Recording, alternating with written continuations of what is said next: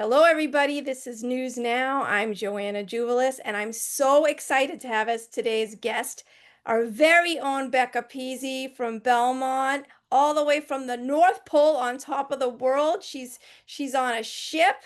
Becca, welcome. Thank you for having me. For those of the viewers who may not have heard, can you tell us what are you doing in the North Pole on this ship? Yeah, let me tell you about the North Pole Marathon. I read about it. I've had it on my bucket list for 7 years to come here and reach 90 degrees and run this marathon. I wasn't quite ready to do it at the time.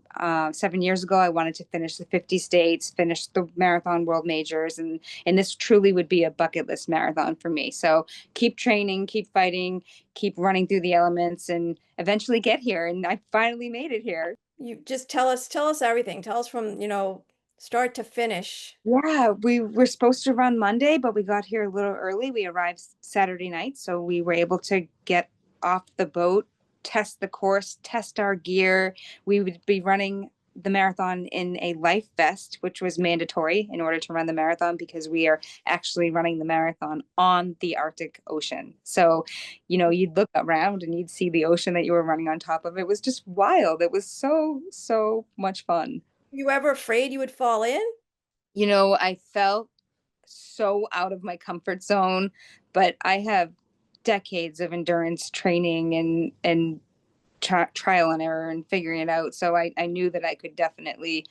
It also being from Belmont in the Boston area, we have trained in all weather conditions. There's nothing that you can throw at me that I haven't trained in. So I had that going for me. Yeah, I was very scared. I was very scared, but I knew that I was in real safe hands with the Run Bunk team here. So um, I was excited, really excited. Well, I know it gets cold here in Massachusetts, but seriously, Becca, how cold was it? In the North Pole now, it's the summer, so it was 0 degrees. When the wind was strong, the elements here were impossible. The freezing temperatures and uneven terrain, windy elements, and it was just very difficult. But when the sun came out, I'm like, yes, this feels good. So we ran 50 laps course. Oh my God. And what did you wear to stay warm and to protect your skin? I wanted to just keep going, so I found some Newton running sneakers that are trail runners that could protect me from the water. It was very wet at our feet, and then head to toe, I put in some extra hand warmers in any pocket that I had, and that really helped. And but I wanted to get going. I wanted to be able to move, so I didn't wear a ton of clothes, but I kept my fingers warm and my toes warm. So from what I understand, you broke the record. You broke the woman's record for the North Pole Marathon. You finished in 4 hours and 46 minutes, and I don't know how many seconds. Yeah, a couple of years ago I looked into the record and just keeping it on my radar, and it was 4:52, and I thought I have a shot at that. I think I can do that. So I thought it would be awesome to come here and run and win this marathon, but the cherry on top would be to break the world record and get into the Guinness Book of World Records again. So I was like, I have a shot to do that. I love that feeling. That's really cool. I would love to call my daughter and say, we did it again. We got into the Guinness Book of World Records. And so I just kept that in the back of my mind the entire marathon. And I stayed right on track. I was fully aware of what I needed to do each lap. And I just stayed in the zone and took 1 mile at a time until I crossed the finish line. And the finish time was, what was it? 4:46:22. Oh, 46:22. So how do you feel? Here it is. It's 2 days later. How do you feel, Becca? On top of the world, literally in more ways than one. Here I am at the North Pole on top of the world, and I truly, truly feel that way. I put a lot of blood, sweat, and tears into training for this marathon, and it was worth it. It was very, very fun. It was really, really hard, but really rewarding. Yeah, can you tell us how you trained for it? Yeah, just running throughout the heart of the conditions in Boston, when it was freezing temperatures all of January, I went out and I ran in it. And, some people go on the treadmill and that would not work for me, my mind. So I would run in the snow and I would run in horrible conditions and whatever the worst elements that I could find in the Boston. And my friends, my training partner at the Belmont Track Clubs, they all said to me, "Becca, you're ready. You've trained in these elements. We've trained you. We've helped you. We've been there for you." And I called them as well, and my family, and there was so much support. I feel so loved. When did you sign up for this? How long have you been preparing for it? I knew that last year that I would be running it, and I didn't really announce it loud. I wasn't like the World Marathon Challenge with the 777.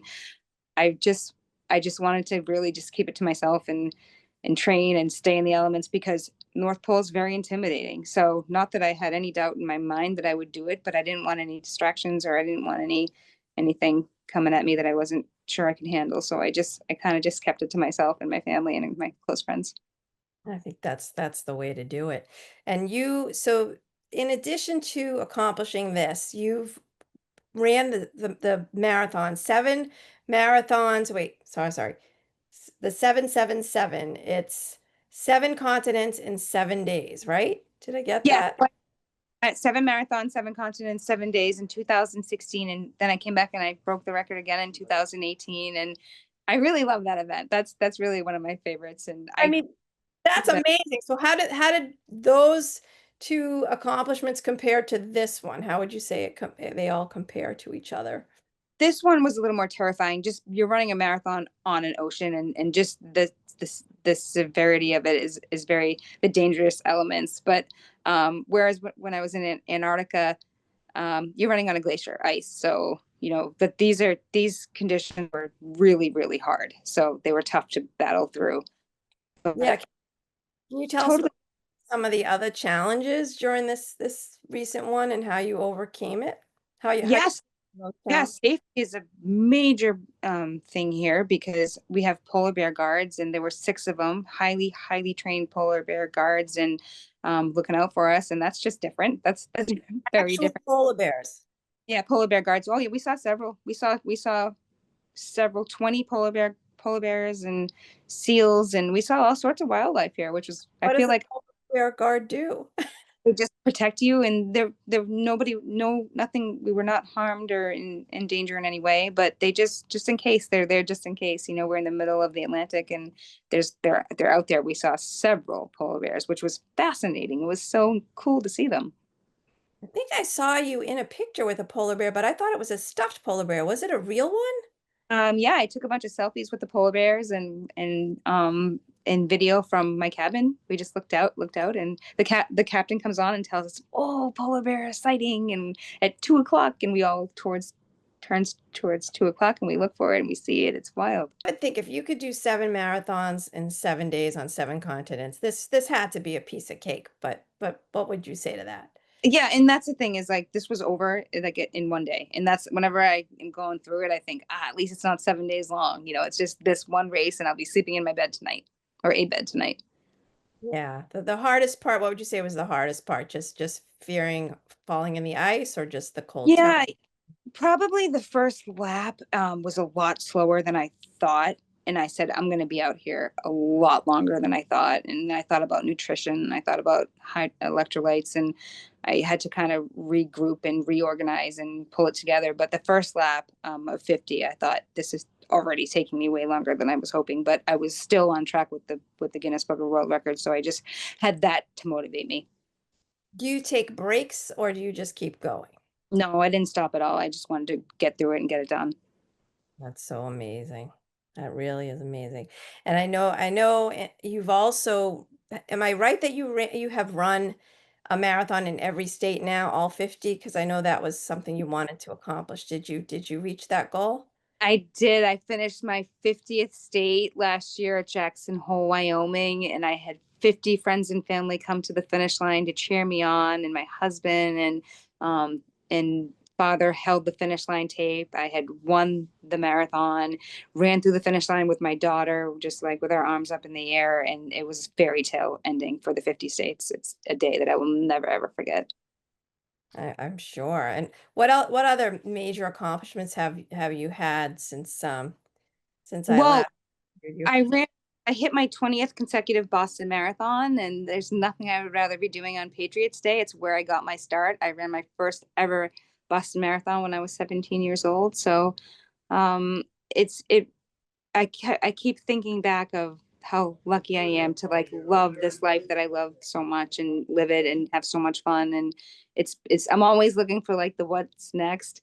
And there's always something. So I'll just continue. I really am drawn to, I don't know if you know, you, well, of course you know, but I really like the Ironman distance. So I have a lot of fun training for the Ironman, which is the run, bike, and swim. Oh, are you doing, have you done that before? I did. I did Kona, Hawaii, and I did Phoenix, Arizona, and I did Nice, France. So that's the 2.4 mile swim, followed by the 112-mile bike ride, followed by the marathon. How do you do it? It's insane that my life is wild. My daughter's entering senior year at Belmont High School, and it's my outlet. It's my time to be by myself or with my training friends who I love very much, and it's just my time to do my thing. And I really enjoy the training, and I like to see what I can do, and I especially love the endurance stuff. I feel like I'm better at that than anything else. But I coach at Belmont High School, the indoor and outdoor track and cross country, and I love it. It's my favorite thing to do is coach these girls, and whether they're there for to make friends or break records, I just and get so much out of coaching at Belmont High School and watching my daughter thrive and her friends, and it's I feel very very lucky. What motivates you? I'm mostly motivated to inspire people. You know, people always, it's my favorite thing in the world when somebody says, I signed up for my first 5K because of you, or I ran a PR in the marathon because of you. Nothing is more special to me than hearing those words. That's really what motivates me to inspire people. And what's next on your bucket list? I hadn't thought about it because I really was going all out here at the North Pole. So I'm not quite sure yet. There's going to be something. I love the world majors, and I'll be in New York in November. So I will positively get something before then. And of course, the Becca Pizzi 5K is Sunday, August 10th. I would love for you to come run, and all of the money goes towards my foundation. We've given $100,000 in scholarships, and come run. It's going to be an awesome 5K. Another day. We're on our 10th annual 5K. So for this year, makes year 10. 10 years, and you started that tradition after your first world marathon, am I right? Yeah, with Fitness Together Belmont, and Paula and their team is incredible, and we're just really looking forward to having a really successful 10th year. Guinness Book of World Records. You are now in it for the third time, am I right? Or is it more than that? My second time. Is your second time. So the first time was after you ran the World Marathon Challenge the second time, right? Yeah, the second time I lowered my record. So when you're not running, which I know you do a lot of, but when you're not doing that and you love that, what else do you enjoy doing? Well, number one is coaching. I always, it's my absolute favorite thing to do is coach at Belmont High School, and I manage Moosey's Ice Cream. So I have the Becca 7 flavor named after me. It's a s'mores based flavor. It's so much fun. It's very, very good. Everybody comes in and eats it and tries it and samples it. And I really, really feel like I feel very lucky to have a key to an ice cream store because I love dessert, and I have it on all 7 continents, even in North Pole. You do. So you don't deprive yourself of dessert. Why should you? Right? You can burn it off with a Yeah, run. yeah. And you also wrote a book. Let's talk about that. The Becca Pizzi's Feet on Feet. It's a children's book. That was how many years ago?